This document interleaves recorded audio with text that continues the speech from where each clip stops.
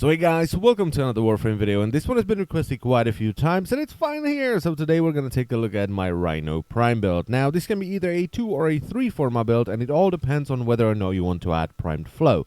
But anyway, with 2 Forma, we're going to add 2 Vs down here. Now the aura I'm using is a rifle amp, and this is mostly because I like to use Rhino for either weapon testing or weapon leveling, or generally just faffing around with weapons that may not be as strong. And rifle amp helps them a little bit, so I can have a little bit of fun with them in the void and stuff like that, so that's always nice.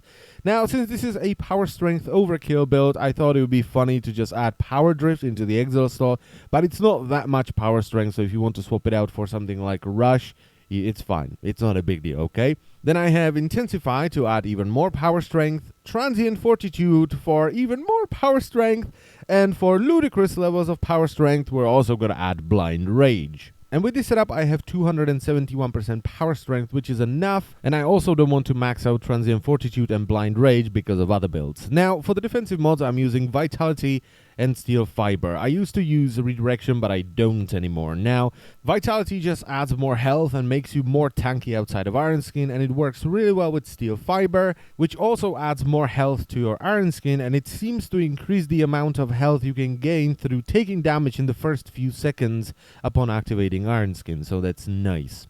Now, since I have a lot of power strength, I also want to use the other ability, so I want to help them out a little bit, so I'm using Stretch to add more range for Charge, Roar, and Stomp. I'm using Streamline for more power efficiency, because with Blind Rage, your abilities are going to be really expensive, so you need to kind of balance that out a little bit, so I'm using Streamline. I'm not using Fleeting Expertise because A, I don't have it, and B, it removes a lot of power duration, which cripples Roar, and I don't like that. And finally, I have Flow for more energy, and this is where this build is either going to be a 2 or a 3 Forma build, because if you want to add primed flow, you will have to add another dash where the flow mod is. Now, since Rhino has been reworked in update 18, it's not a good idea to activate Iron Skin in the beginning of a mission, so you want to start taking damage first and activate Iron Skin as you're taking damage, so the damage you take in the first few seconds will be added as health to your Iron Skin. Now, before the nerf, you were able to inflict ridiculous amounts of damage to yourself and buff your Iron Skin through the roof, but that's been removed, so you have to let the enemies do it. Now, in the solar chart, it's not that big of a deal, because with 271% power strength, your Iron Skin is gonna last pretty much throughout the entire mission.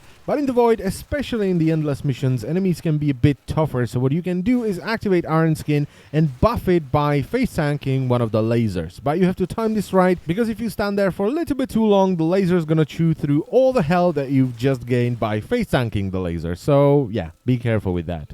Now, overall, I think this is the build that I like the most for Rhino Prime, and I've had Rhino Prime for a very long time, and I've tried many different builds. I mean, Rhino was the first primed Warframe that I had, and I've tried pretty much every viable and non-viable build for Rhino Prime, and this one just has everything.